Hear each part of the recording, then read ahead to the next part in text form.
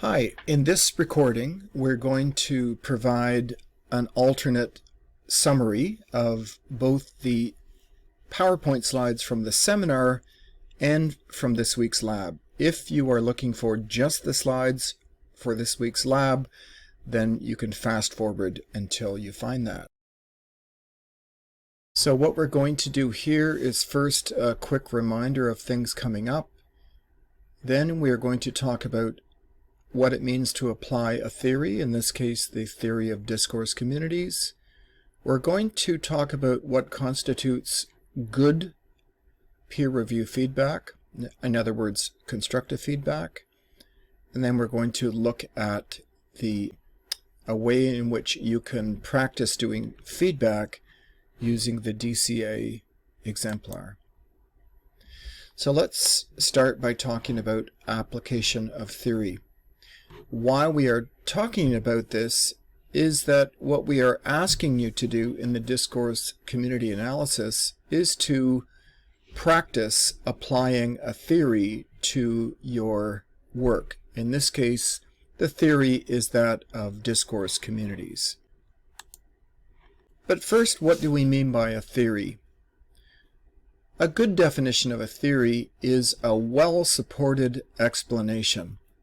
What we mean by well-supported is that it's an explanation that is backed up by evidence, by examples, by data, by other observations, all of which work together to give credibility to the explanation. And what we mean by an explanation is anything that provides reasons or explanations to account for something. And in this case, what we are focusing on is the discourse community theory as a well-supported explanation to help analyze how people within a professional organization communicate. So in the case of this assignment, we're asking you to choose a professional discourse community and to write about how that professional discourse community uses communication. In this case, being asked to use the theory of John Swales is going to help your project by giving you an authoritative, well-supported theory to assist you in explaining the discourse community that you've chosen. So credibility means familiarity with the experts. The theory will also provide, a good theory will provide a full picture, will presumably uncover aspects of your topic that maybe you have not considered before. Those are the main reasons for the application of theory.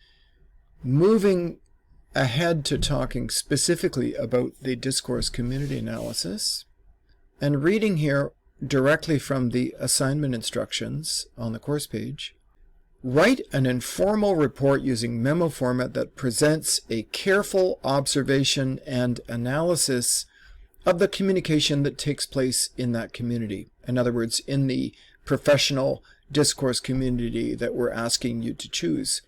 And just a note to remember that your intended audience is a newcomer to that community. So this gets to the core purpose of this assignment we're asking you to do. And the purpose is using the evidence from your own research and using the analysis, the analytical framework of John Swales to explain how communication takes place within your professional discourse community.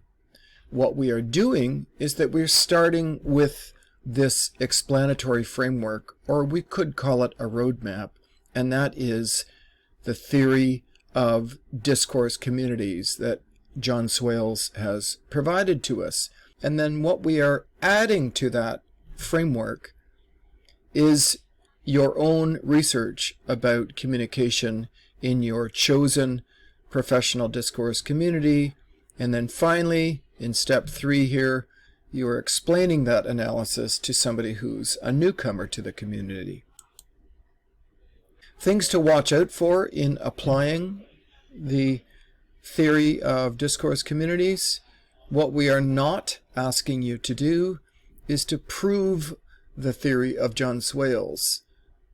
You are using it instead because it's a very reliable expert theory of communication. So you're using his theory of communication to help you provide understanding. Second point here, your purpose is also not to prove that your potential future job is a discourse community. We already know that it is, according to the characteristics he provides.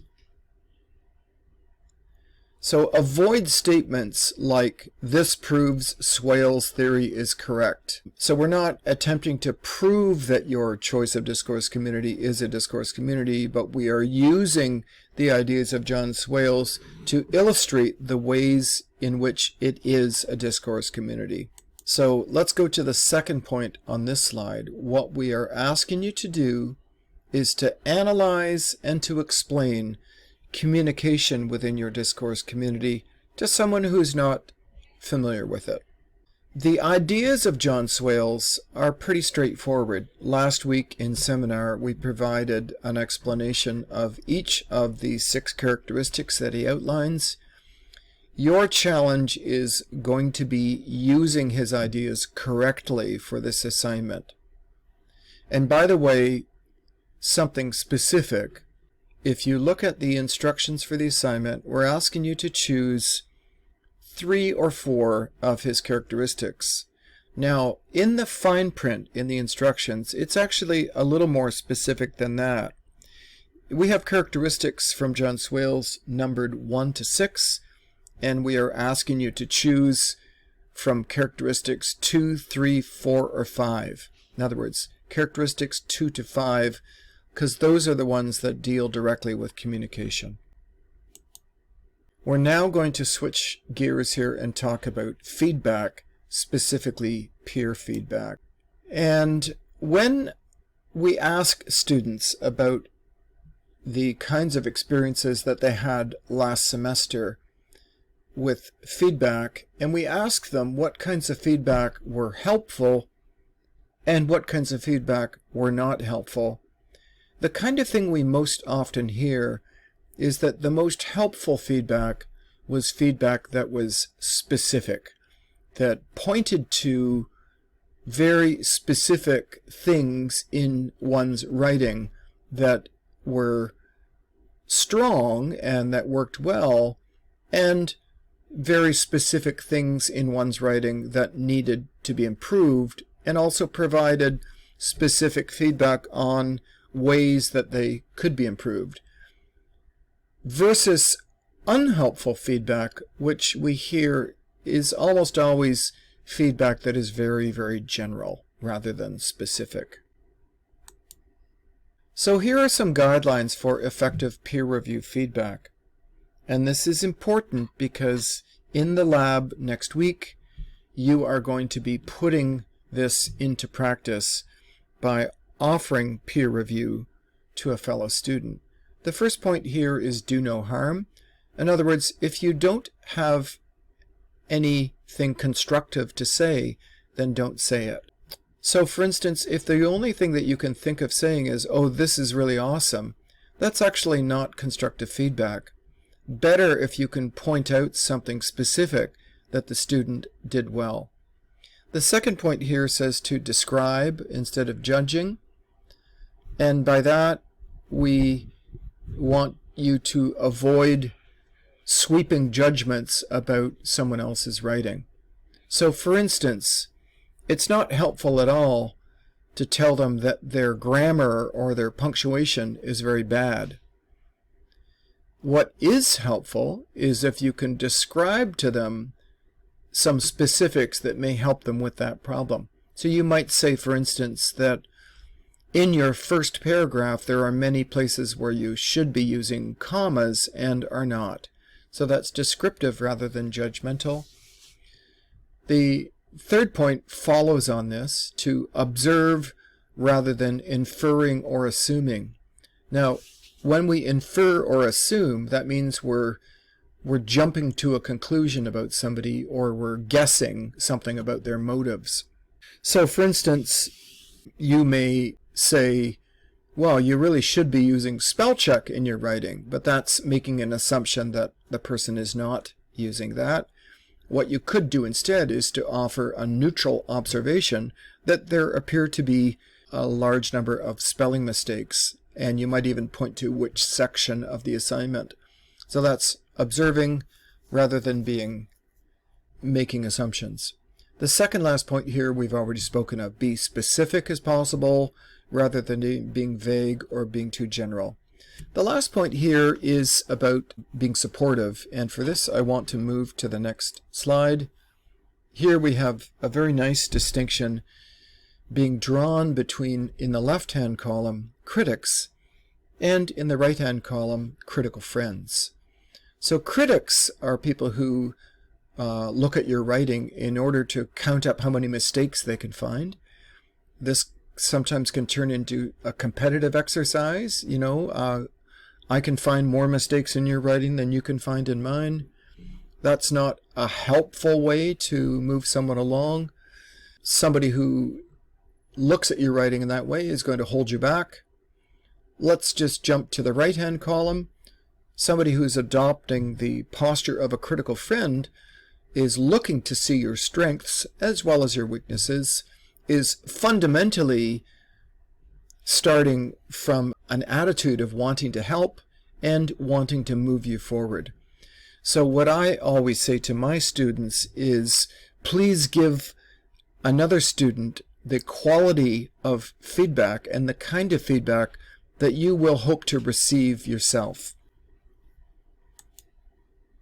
So in this week's seminar, what we did was that we broke the class into small groups, and each group was given a copy of the peer review handout and was also given a copy of one of the 2 exemplar assignments that are on the course page.